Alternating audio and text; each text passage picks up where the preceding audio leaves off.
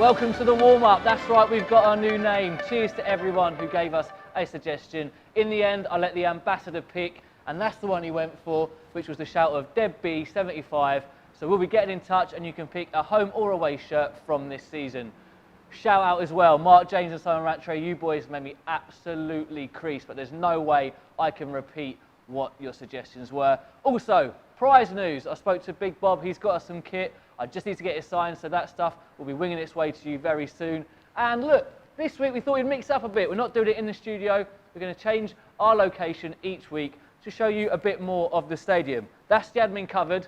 This week I'm absolutely buzzing because we've got our first live guest, Marcus. Yes, we have. Exciting times, isn't it? That's right, we're joined by Brentford women's manager, 2009 League 2 title-winning player and all-round Brentford legend, Karleigh Osborne. How's it going, mate? You good? I'm good, thank you for the introduction. Mate, first ever warm-up guest. Looking forward to it? I am, I'm really excited to be fair. I'm looking forward to it. Marcus, how good was Karleigh? He's a very good student of the game. When I was in my second phase here, took on a lot of information, applied it as well as he could, and had a very good career. Well, look, looking forward to getting stuck into all the action. But first, let's have a little alternative look at Huddersfield from last Saturday.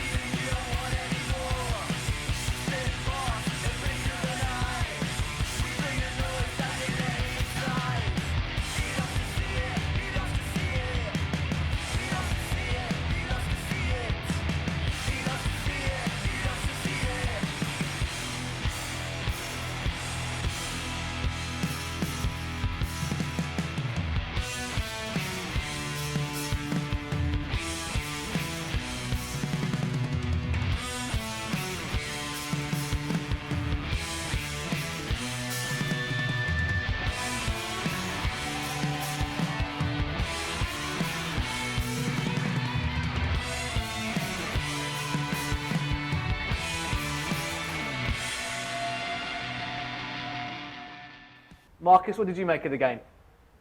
Very good game, good performance, great amount of goals. What for me was important, the 3 goal scorers, all aged 21, future's bright. We've got some emerging talent coming through the club yet again. And yeah, I was glad to get that first win at the new stadium underway. Did you have any worries going into half-time that we'd missed a few chances? Because it could have been 3-0, really. Not really pressured into that thought of mind. I just felt there was patience in the game. Thomas Frank always wants patience within the natural game that we play. It's just a matter of time before we got the first one, and then we just rolled into it. And Karleigh, when you've had a week like you've had before at Birmingham, where you've missed a few chances in the first half, and then going into half-time this week, when you've missed a few maybe again, does that play on your mind the week before that, is it going to be a repeat of what happened last week? Or is it, that's done and this is a new game?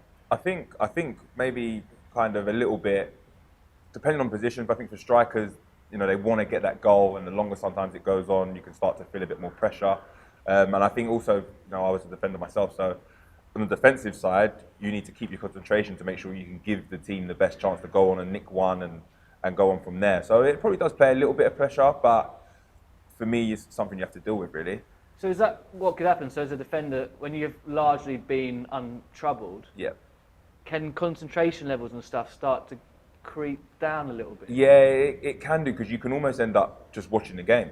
And because there's so much going on down the other end and you're kind of not involved, everything for you, if your concentration isn't right, you know, as soon as the one time you switch off, they get, you know, they benefit from that and potentially nick a goal, and then it's kind of like, now we're chasing it. Yeah. So it's key, concentration's massive throughout the game, and as a defender, when you are in the ascendancy as a team, you know, it's key to be concentrated. And we saw in the touchline, their gaffer was on them. Press, press, press, press. In a weird way, did that play into our hands? Because we broke that press quite easily. Yeah, it took a bit of time to break, but once we got through that phase, you know, the game opened up. But one of the key phases was when Ethan Pinnock was travelling with the ball and breaking that line of you know, the front line of defence for him, which was the forwards. So he was able to get into midfield and pick the passes into the front people's feet, and that made it a lot easier. And the breakthrough did come eventually through Josh Da Silva. Another dominating performance from him. Yeah, it was a good, strong performance, but as a team, it was very good as well. You know, got Rico Henry charging down that left wing with a lot of pace and purpose, puts in a nice, cute ball towards the edge of the box, and Josh, with his right foot, has got the confidence now just to slide that ball into the back of the net. Carla, do you think he'll look at someone like Calvin Phillips at Leeds, who had an amazing year in the Championship, then this year he's got his England call up when he hasn't actually played a minute of the Premier League at that point? So will Josh be looking at someone like that and going, if I have a good year here, you never know? I think he will. I think now that Calvin Phillips has done that and kind of achieved that, I think it does help players who are playing in the Championship start to think, well, maybe they will come and have a look at me. And he's in the England under-21 setup and stuff like that. So I think for sure he'll be thinking that in the back of his mind. And he seems to be growing from strength to strength. The only worry that comes with that, if he's then being watched by England, is who else is also watching him. So, but I think he's been fantastic. And do you think that call-up would have done him a world of good as well, confidence-wise? And surely them playing with those players can only bring his game on. Yeah, it would have done him. It would have done him massive kinds of amounts of confidence. It would be good in terms of what he's now learning on a different level, at the highest level, and being around a different group who, of course, apply their trade at the highest level as well. So for his learning and what he's then going to come back and kind of bring and add to Brentford, it's a gain for both. And Marcus Force here, we've got his goal. I guess this is right place, right time, which is what great strikers do. Has he gone under the radar a bit? I think he has, but that's to our benefit. I think he could be our surprise package this season. If he can try and get double figures, that would be brilliant for him. But he's got his hands full with Ivan Toney up front as well. Still yet to get off the mark. How big a boost is that when you've got two strikers like Ivan and Marcus battling it out? Yeah, it's massive. When you need competition in the team, it keeps both of them on their toes. They'll push each other to go and get more goals, and ultimately the team benefits from that. So it's good to have two strikers who are going to go and get you goals, but they're pushing each other as well. And the third, what a goal this was. We've got to talk about it. Brian Mbomo on his 50th appearance. He looked frustrated at times, I felt, and looked maybe almost a little bit low in confidence towards the back end of last season. No worries about that this season, though. And don't forget, he did contract COVID-19. Yeah. So whether that had an impact on him physically, we're not too sure. But he seems to be, overcome all that now. Started this season on fire. What a great way to open your account for the season. He's really hit the ground running this season, hasn't he? Yeah, he's flying, and he's such a direct and aggressive player in terms of attacking and bringing that attacking force. But also he's got a lovely left foot. His goal shows what he's capable of doing. I think he's a really good forward. And look, that started the week well, then obviously went on to West Brom in another cup game. Marcus, you were there again. Yeah. More matches than Guy Fawkes you at the moment, Jesus. What were we saying about this one then? Well, the game was a tight game. You couldn't really separate the two sides in terms of who was the Premier League side. But Brentford just went with a purpose. Unlucky to hit the post in the first half, but I think we did deserve to go through eventually, yeah. Special goal that, we'll talk about it. What I want to talk about is, well, we're seeing one of them here, the penalty decisions. What we said, are we having them? Not for me. If that gets given against me and the ref are having words, that's for sure. I just felt that was a little bit soft. Even theirs, I'm going to say, they're generous. They're both soft penalties, Yeah. but the ref was giving one of them, he's got to give the other as well. Yeah. We kind of just saw it there as well. Emiliano, what an unbelievable finish. Yeah. Unbelievable. I mean, we were just talking there about Brian. I thought he had goal of the month sewn up. He might not even have goal of the week sewn up. Which one are you boys picking here? I would go for Emiliano. He seems to only score wonderful goals for Brentford. He specialises in that. But he's put himself under pressure now. We're now looking forward to his next goal. What sort of style is that going to be? He's got to do something like a Bona volley in or something. He's going to do something crazy. And look, David Ray was thrown back into it, and he saves a penalty, which we know he's quality at doing. We win another shootout, which means another cup game. Fulham at home this time. Is a cup run beneficial? Obviously, then it breeds success and that winning mentality. But in a busy season, do we need it? I think it's good to have it. I think it's good to keep winning games. Like you said, it does breed success. You know, you can work out the finer cogs of your team as well, and kind of how you want to do things and what you need to do and what you maybe need to change earlier on as well. And the boys will just want to keep playing, especially with the circumstances of the whole COVID thing and obviously the season being very different. The boys will just want to play as many games as they can. That's what we were saying. I said to you recently that you'd rather play than train, surely. Like. Yeah, you want to play games, and it gives the sort of fringe players in the squad opportunity to play as well, because you can only put 11 in the starting lineup. But with the cup run, we're going to see the likes of Charlie Good and Sorensen starting those games. It's giving them valuable game time, and long may this continue, because it's a really good side that is playing in the cups at the moment. Yeah, look, that penalty win came the same week 10 years ago as another famous penalty win. Karleigh, you played in that legendary game against Everton at Griffin Park. What are your memories of this night? It was a fantastic night, one of the greatest nights of my career for sure. You know, no one obviously expected us to go on and beat Everton. Got the opportunity to play against some fantastic players, and you know, we've done a great job as a team and got the win. It was amazing. Obviously, you were pretty young in this game. So, who were you up against that day? Fellaini played, Yakubu, Arteta played, Jermaine Beckford. I could keep going on with names. So to be honest. As a young player, when you're marking them, is it intimidating because you've watched them on telly and stuff? I'll be honest, I remember kind of when I saw the team sheet and stuff and I saw the names, I was a little bit taken back. And I remember being in the tunnel kind of looking at them and thinking, I'm really going to have to be at it today because I'm going to be tested. But for me, that's what I wanted, because I wanted to prove myself against the best. You want to play against the best. And I wanted to see how close or how far away I was from them personally. So it was a fantastic test for me. But I learnt so much from a game like that. Playing against Yakubu, like I said, I ran into his back early on and realised that my strength wasn't going to win this battle. So I had to then use my brains. And you know, for me as a young defender, I got to develop and kind of learn so much from that. It went to pens. Where were you? Because it didn't go that far, but where were you on the list? I mean, I probably thought I was maybe 7th, but I was probably a lot further back than that from other people's points of view. If you'd had one, what would you do? Would you have smashed it or would you have placed it? No, I would have placed it. I've smashed one before in the FA Youth Cup and it didn't end very well, so placement is for me. Well, look, we've got a couple of decent penalty takers in the squad already, and one more was added. Saman Ghoddos joining us this week. I had a little catch up with him in the week and we chatted exclusively with some quick fire questions. Why are you laughing? Why are you laughing? Why you started?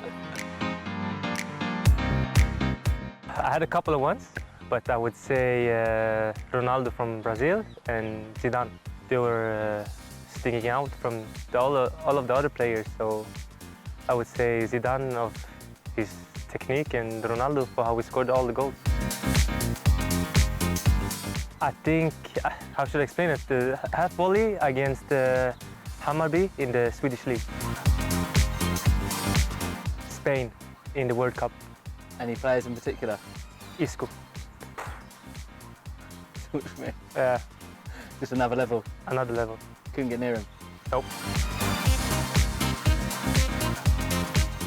Real Madrid. Which era? All of them. Every year when Ronaldo was there. Reaching Europa League with Östersund. I don't know how to say it in English. When you need everything like, is it that? Everything neat. Everything has to be in order. Yeah. So everything has to be perfect. Yeah. And really neat. I'm that kind of person.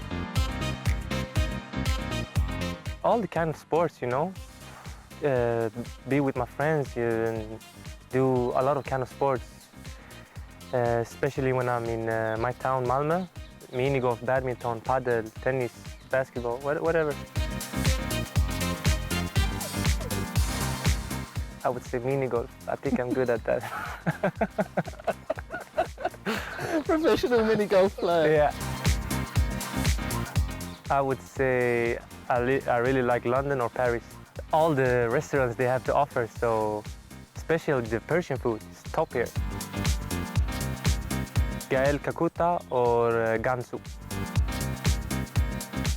Real Madrid.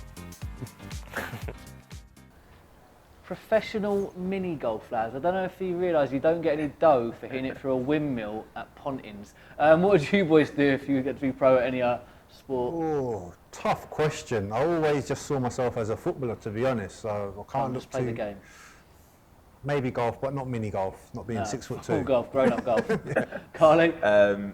Yeah, I'm similar to Marcus. I was very much football was the only option, but if I was going to choose one, I'd probably say tennis.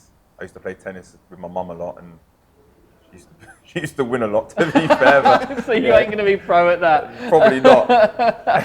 Now look, there was one question we left out. I was wanting to use it for a competition, because we love a competition, don't we, Marcus? Yep, We sure do. love one. We just don't love giving out prizes, sorry, but we are getting them to you. So we asked Saman, what would he be if he wasn't a footballer? Here's what he said. I don't know. Yeah? It's nothing that I'm. Yeah. I've never thought about it, but it would be nice sometimes. So what do you think Saman would have been if he wasn't a footballer? There was another clue in there as well that obviously we did bleep, so we didn't give it away. Get your answers into the normal channels or direct message Marcus. That's always the best way. We've got prizes already. 2 signed programmes by the man of the moment and the goal scorer from the Huddersfield game, Josh De Silva. Get in touch and we'll be getting those to you once we do the draw next week. Lads, on Ghoddos, a player we've clearly courted for a while and one of amazing ability, but do we have to be patient and not expect too much? Because he hasn't played a lot of football, obviously with the French second tier being stopped early, and he's had a few injuries last season. It's a bit of a similar situation to Ivan Toney in that League One stopped early. So have we got to give these players a bit of time? Yeah, it's a new environment, new country for him to move and play and live in, obviously. So yeah, there has to be a certain amount of time, but ultimately, we've brought him in for a reason.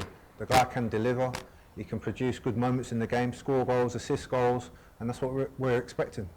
It's really exciting to see how he gets on. Karleigh, was you playing against Millwall on Saturday? Yeah, I would throw him in. Maybe give him, maybe not starting, but give him some minutes for sure. Just kind of bed him in. Like Marcus said, he's going to take time to settle in. You've got to give him time to settle in for sure. But he will, once he does settle, will produce some magic moments for the club. The reason I asked for that is, of course, because you are the Brentford women's manager. Yeah. How are you finding it? I love it. Really enjoying it.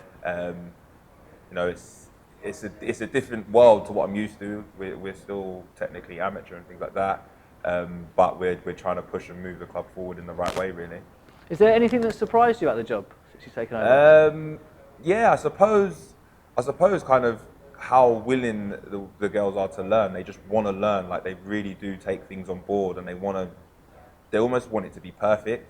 And it's trying to get them to understand that nothing is perfect. Like, you're going to make mistakes in the game, you're going to get things wrong and things like that. But it's just about how you react to things and how you develop as a player then. But they've been brilliant since I've been there, and I've really enjoyed it. And Marcus, you stepped into management when you finished. How did you find it? I loved the training and the match side of it. I thought the development of young players was key for me.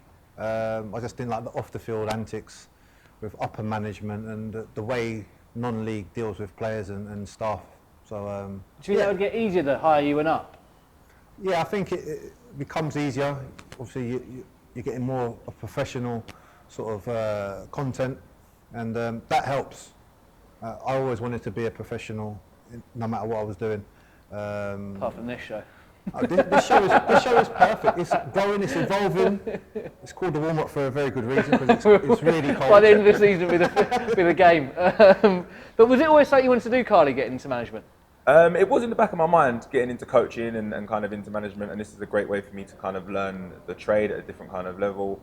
But I suppose because I retired early, I still thought I was going to have kind of 3, 4, 5 years left. Then it was kind of like, well, hold on a second, I'm done. So it was a shock to the system.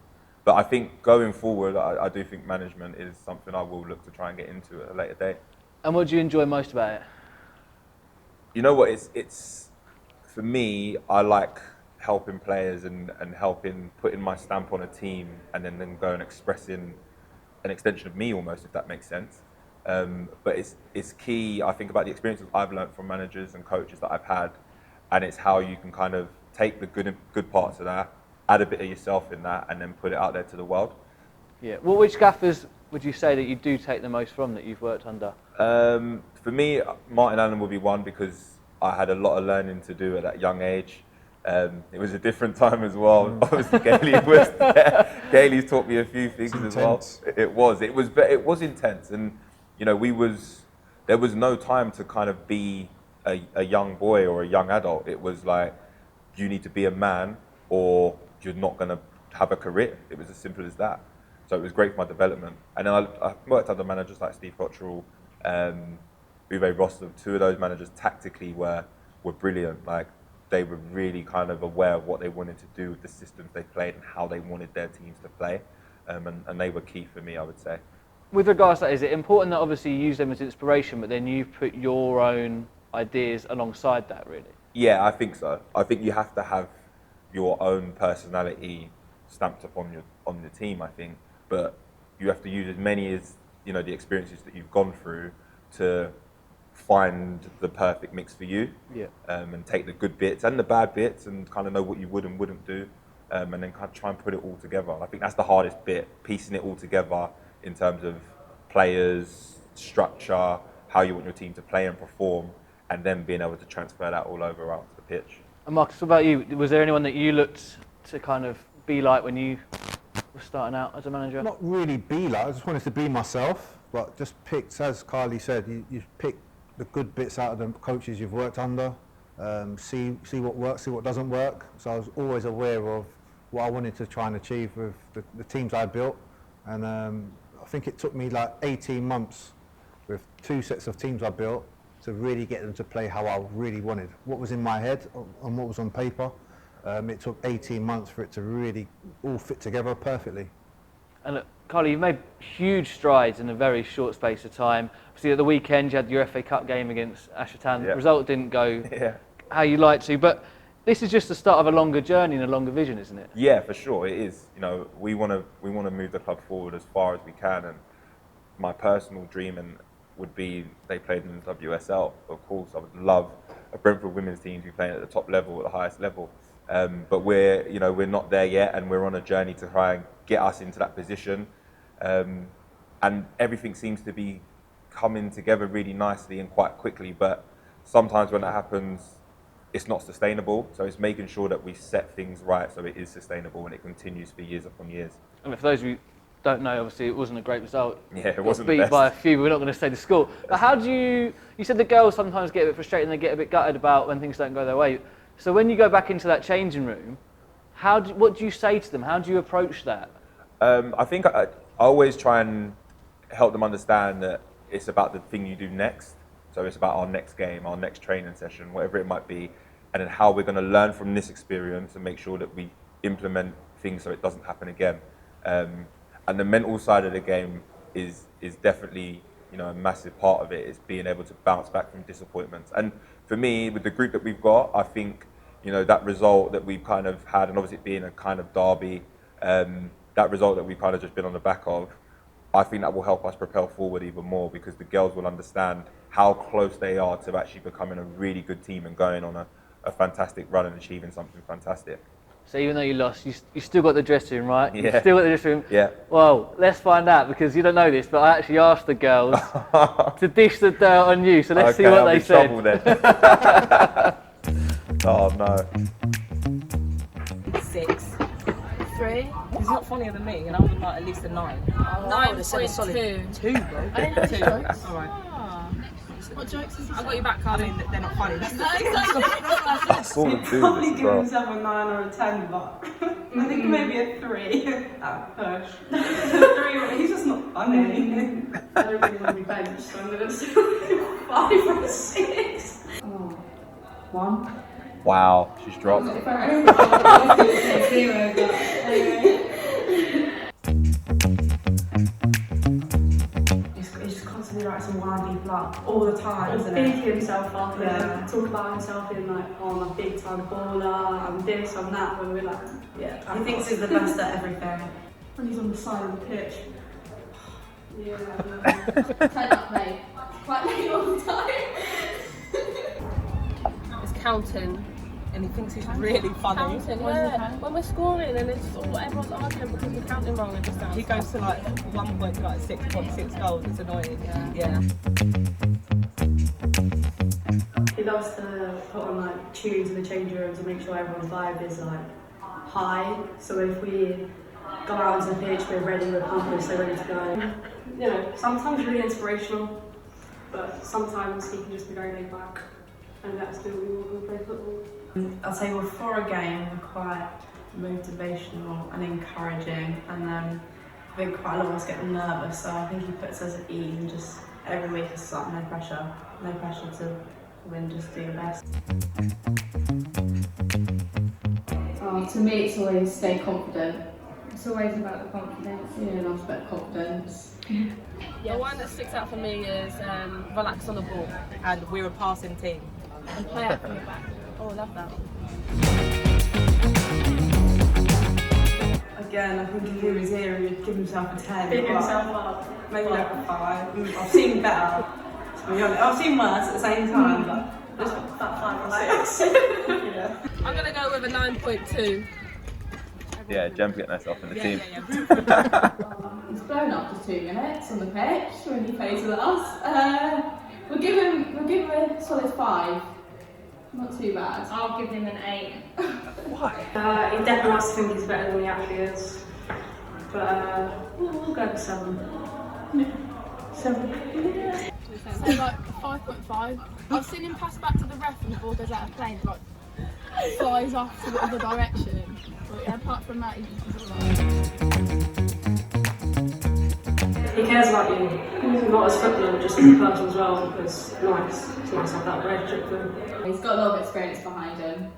Yeah. And knowing that he's played for Brentford men's, and yeah, it's just a privilege really. Yeah. He's just so lovely in the sense of you can go to him and talk to him about anything and he'll sit and listen to you, and you know you can have a serious conversation with him. You'll get the feedback, but he'll also be ruthless at the same time. He'll tell you if you need to buff up your ideas, and it's good at the same time. And I think just the fact that he's an ex-professional, you know, he knows exactly what he's talking about. I think the fact he was a professional before, so he instills that kind of motivation that you need to play in games, and he knows what players need confidence, and he knows what players need like a rocket at the backside. I probably think that his vibe and his energy, it bounces off of us and we bounce off of him, which means that we all have good relationships with him. Yeah, I think what helps as well is he's got a great commitment to every single player, and he really wants to improve every single player and obviously the team as a whole. And he believes in us 110% and instills like an elite mindset. So that also helps. Oh, look, a bit of fun that, but they clearly love having you as their gaffer. A few of them getting dropped though. Yeah, there is a few of them getting dropped now. There is a few of them have managed to get in the team, a few of them got out of it. A big thanks to the girls, Jodie, Sophie, Nicole, Lisa, Tilly, Daisy, Holly, Gemma, Nadia and Molly. Carly, if people want to come and see you guys play, where can they watch and how? So our home ground is Bedford Sports. They can follow us on our social media stuff, Brentford Women's. And, you know, it was fantastic for the girls, although the result wasn't great at the weekend, but we had a good few fans. I think we had almost 300 fans there, which was fantastic for us. And for the girls, you know, I want them to have that experience of playing in front of fans and understanding that football is so much more and can bring you so much more. So it would be nice to get more fans down and stuff like that for sure. And it's an exciting time, and it's great for the club having someone like yourself in charge. I genuinely mean that, not just because you're here, but having someone that's come through the system at Brentford, and I'm sure you're a big inspiration to the girls, and it's great, and hopefully we can all kind of get further behind them in this team, because you are making great strides, mate. Oh, thank you. Look, we're going to have a little try out a new feature here as we play...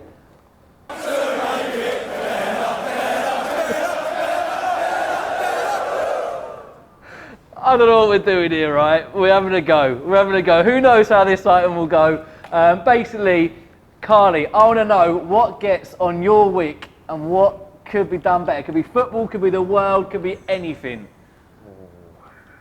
At the moment, the coronavirus. That's what's doing my head. That might be a bit intense. That's more questions. Yeah, to be fair. What gets to me? What gets to me? Do you know what gets to me? Right, hit me.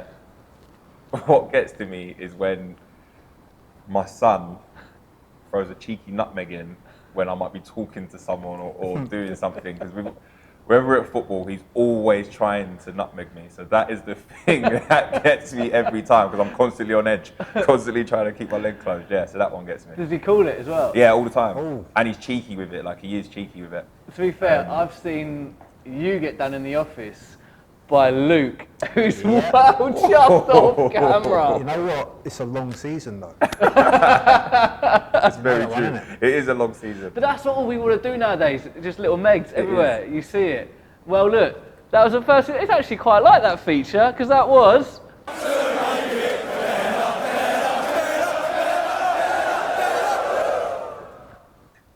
Hey, who knows if that's sticking? But I quite enjoyed it. Right, lads, before we do go, 2 London derbies this week, starting with Millwall away tomorrow. How much of an impact will it be not having the crowd there, do you think? I think it will have a big impact, especially for Millwall. I think it will allow us to relax even more, because you haven't got that hostility to deal with before, during and after the game. So I think we can just relax and play our game and not get back to winning ways, but to keep that winning run going. Yeah. Karleigh, you were obviously a home player there. Yeah. So what are the crowd like if you're a home player? If you're playing well, then you're all right. It's not too bad if you're playing well. You're all right then, weren't you? Yeah, if you're playing well, they're great when they get behind you, and they are intimidating to other teams. Likewise, if you're not playing well, they'll let you know that you're not playing well, and you've got to buck your ideas up. But I've played both sides. I've been an away player there and a home, so I've experienced it both. And Millwall not having the fans, it will definitely make a difference, kind of what they do and kind of the results they get, I think, as well. They're a good team, but without that pressure on what the fans can do to intimidate other teams, I think that might sort of cost them a little bit. So is it horrible going there? Because people don't like going there as players. Yeah, it's horrible. I didn't like going there. Even the previous stadium, that was even worse. Yeah. But it's an intimidating atmosphere, but that's something, as a professional, you have to overcome and deal with what you have to do on the pitch. And on the pitch, Robert, he has turned it around there, to be fair. And how do you see it going at the weekend? For me, I think Brentford will do. I think it'll be a close game, though. I do think it'll be a close game. But I think, Brentford get into their stride. They're hard to stop. And like I said, without the fans being there, I think it makes it a little bit easier for Brentford to settle into their stride for sure. But I can see Brentford going and getting a good win. Mm-hmm. And then obviously after that, another West London derby this time against Fulham. Do you think it'll be business as usual though, and we'll see the same kind of lineup we've been seeing in the Cups? I think we'll see the same type of lineup. No need to change that. Getting good performances out of the players out there. It's just going to be weird having the first West London derby at the new stadium, no fans, no sort of atmosphere to get the players really going, but they still have to go and do the job. And after that game, it would have been 7 competitive fixtures so far this season. How long does it normally take a squad to kind of gel into a start of a year? Yeah, I mean, I think sort of 7 to 10 games roughly, you kind of work out where your squad's at and how well they are gelling. So they're around that point soon. But to me, it looks like they're kind of very close, really. The performances they're putting in are good, scoring goals, winning games. So as long as they keep just improving on that, I think they'll have a strong season. Do you think that's because there hasn't been a lot of upheaval this summer? There hasn't been a lot of changes? Yeah, and don't forget we've had no sort of pre-season games, so we've gone full throttle into the start of the campaign. I think that's a benefit as well, because it's full speed, it's full contact as well, and we've had games to play for as well. Every game we've played has had something on it. That's right, the season is in full swing and 2 exciting fixtures starting with that Millwall game tomorrow. If you'd like to watch the London derby against the Lions, you can buy a £10 match pass on iFollow to keep up with the action. £7 for international fans. They're available now at brentfordfc.com/iFollow. I think that's it for this week. I'm pretty sure there's nothing I've forgotten, is there? I'm only joking, it's your best friend's birthday, innit? Look what I've got here for you, mate. Of course I weren't going to forget this. You're not going to throw that at me, are you? We can't actually light the candles, because obviously we're in this area, and also I didn't want to tell everyone how old you are. Obviously it's rude to mention someone's Is that the result for age. Saturday? this could be the result for Saturday. I 5-0. can't wait for Sunday, your actual birthday, to see what we've got planned. I've got loads of ideas. Legoland maybe, maybe a little pub lunch, go cinemas after. Well, there we go. Thank but you yeah, very look, much. Oh no, pleasure's always mine. You sure I Always can eat mine. it all, yeah? Sorry, there's no actual present. You can. Well, that's the problem.